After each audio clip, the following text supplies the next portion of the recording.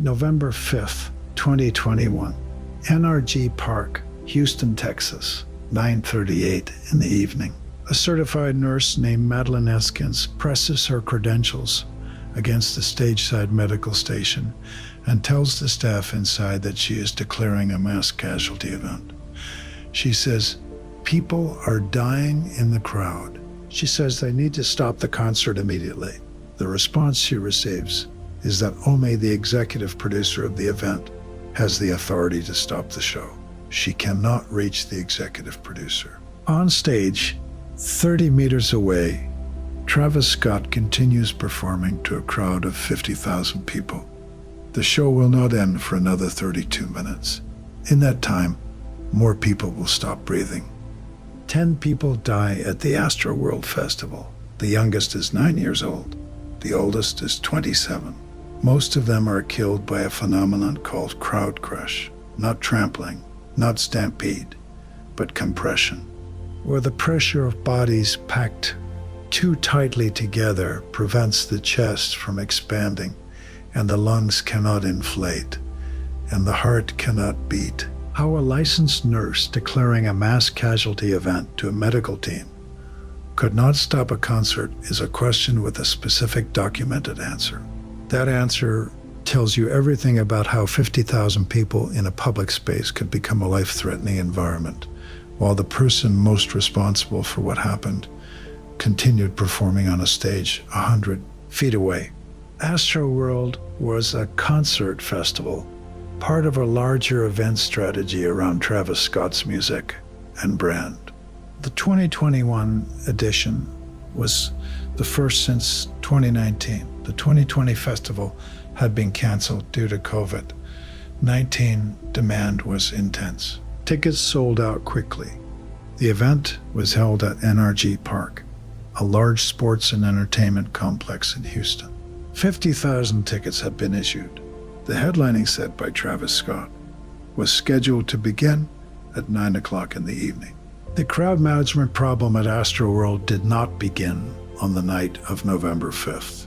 The 2019 edition of the festival had included documented crowd surges and crowd-crushing incidents. Travis Scott himself had a separate history. In 2017, he had been arrested at a concert in Arkansas for inciting the crowd and encouraging fans to rush past security barriers. He pleaded guilty to disorderly conduct. In 2015 and other years, concerts associated with his performances have been marked by crowd pushing and crowd surging that resulted in injuries. The Astroworld Festival's permit application for the November 2021 event had been reviewed by the Houston Fire Department and the city's Special Events Permit Office. The crowd management plan submitted with the application described security and medical resources calculated on the basis of a crowd of 50,000 people.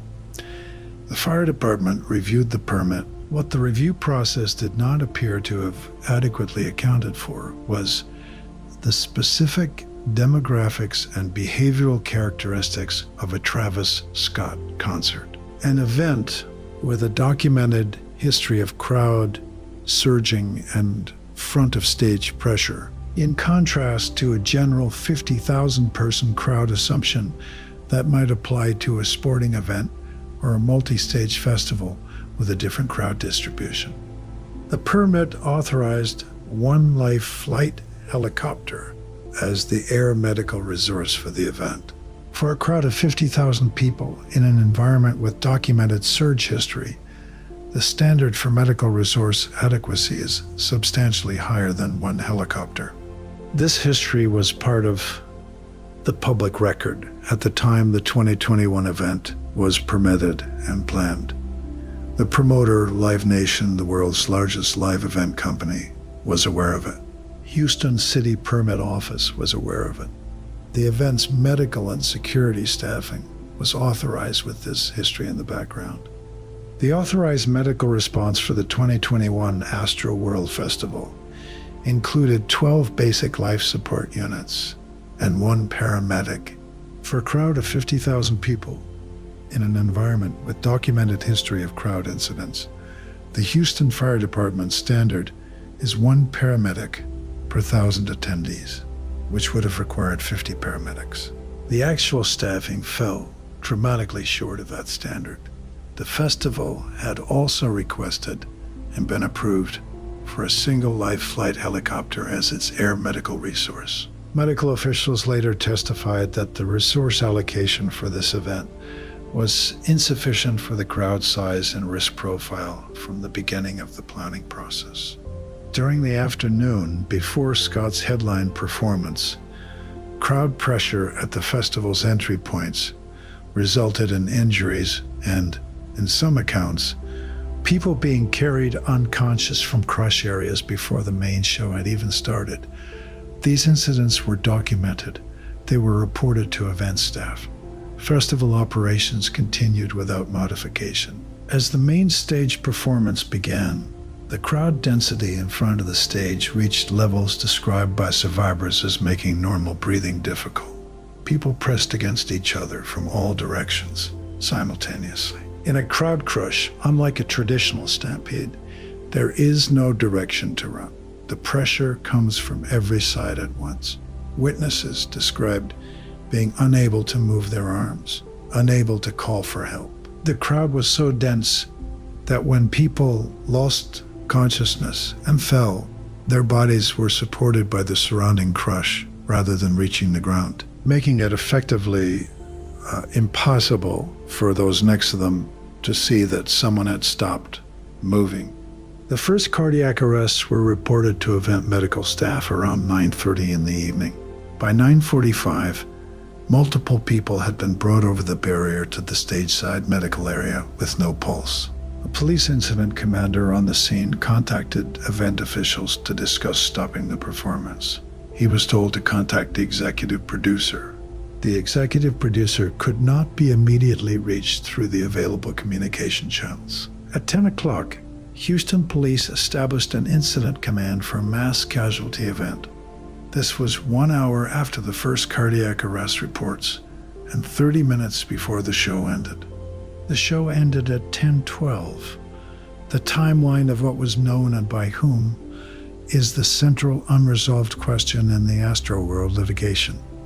From 9:15 p.m., when witnesses described the crowd conditions becoming dangerous, to 10:12 p.m., when the show stopped, there was a 97-minute window in which the event's production apparatus was aware that something serious was happening and continued the performance. The precise information flow between those who knew people were dying and those with authority to stop the show has been the subject of years of depositions and discovery that, as of the time of this account, have not been fully resolved in any court.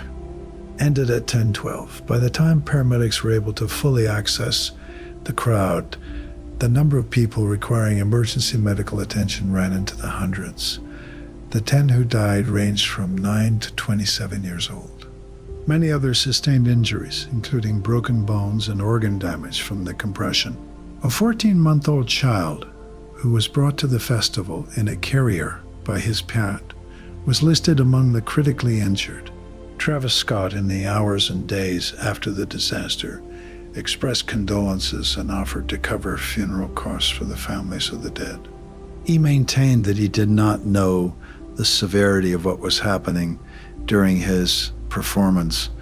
Video footage from the show showed him noticing and pausing briefly when ambulances entered the crowd area during the performance, then continuing. At another point, he addressed the crowd and asked who was watching the ambulances move through the audience. The lawsuits filed in the wake of Astroworld named Travis Scott, Drake, Live Nation, Apple TV, and numerous other parties as defendants in litigation that ultimately exceeded 1,000 separate cases. Settlement discussions and legal proceedings continued for years. Live Nation, which controls an estimated 70% of the major venue concert market in the United States, had faced questions about crowd safety at its events long before Astroworld. The company had been the subject of antitrust investigations related to its dominance of the live event market. Astroworld became the clearest example in the public conversation about whether a company that controls the entire supply chain of a major event, from ticketing to venue to production, can be held meaningfully accountable when that event kills people. Netflix released a documentary about the Astroworld disaster in June 2025. It was the first major public reckoning with the full sequence of decisions that led to those deaths. The 9-year-old who died was named Ezra Blount. He had been sitting on his father's shoulders when the crowd's surge overwhelmed them. His father lost consciousness in the crush. Ezra fell. He was hospitalized for 9 days before he died. He had wanted to see the show. Live Nation's scale in the live events industry gives it a structural position that critics have argued makes meaningful accountability for crowd safety failures difficult. As the company that controls ticketing through Ticketmaster, venue management through its venue subsidiary, and event production through its promoter arm, Live Nation's role in a given event can extend across every layer of its organization simultaneously.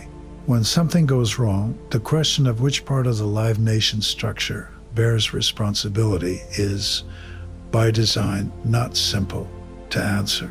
The antitrust questions around this structure had been the subject of federal investigation before Astroworld and became more prominent afterward.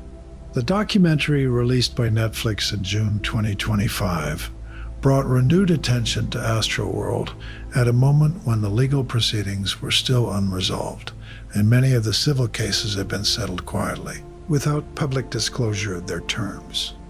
The survivors who appeared in the documentary described the experience in terms that emphasize not just the physical horror of being unable to breathe in the crowd, but the specific disorientation of that horror happening within the context of a concert, a celebration, a place people had paid significant money to be and had been looking forward to for months. The contrast between the environment they expected and the environment they were actually in was, many of them said, one of the reasons they took so long to understand what was happening to them.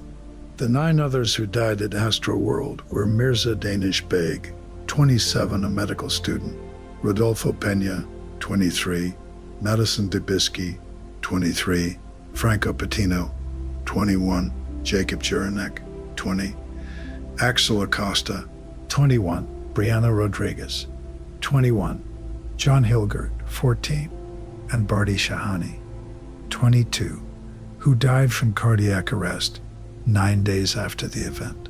The age range from 9 to 27 tells a story about who was at the festival and what it meant to them.